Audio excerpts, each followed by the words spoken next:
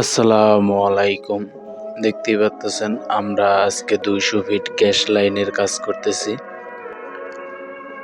আমরা লাইনটা ওয়ালের সাথে থেকে নিছি।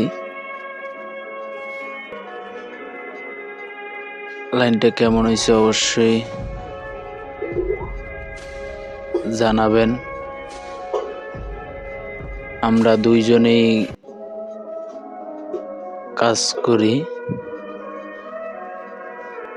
আসলে এই জায়গায় যে কাজটা করছে, যে কন্ট্রাক্টরে কাজটা নিছে, তাদের কাছে ক্যাসলা নাই যেটা দিয়ে প্যাচ কাটে।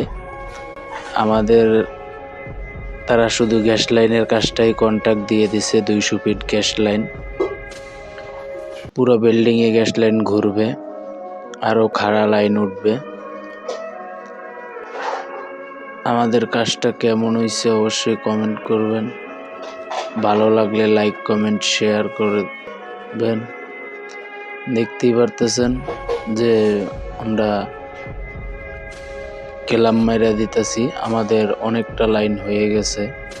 এখানে যে রাইজারটা দেখতে পারতেছেন, এই রাইজারটাও নতুন আমরা ফিট করছি।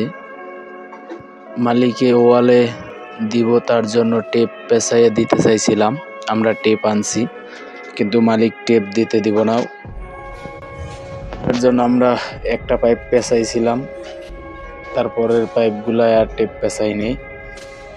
দেখতেই পারতেছেন।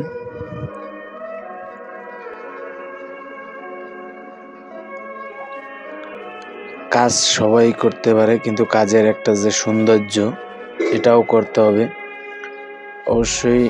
লাইনের নতুন মিস্ত্রি ভাইদের জন্য লাইনের যে কোনো এক মাথার থেকে লাগাইতে যেতে হবে, কারণ আপনি যদি মাঝখান থেকে কোনো কাজ করেন এটা কিন্তু মিলাইতে কষ্ট হয়, আর এক মাথার থেকে যদি কাজ করেন তাহলে আর কষ্ট হবে না। অবশ্যই আমার সিনিয়র পার্সন যারা আছেন অবশ্যই ভুল ত্রুটি হইলে ক্ষমার দৃষ্টিতে দেখবেন। আমি কাজের ক্ষেত্রে যেটা বুঝলাম, যদি আপনি আপনার ব্রেন দিয়ে কাজ করেন সহজ হয়ে যাবে।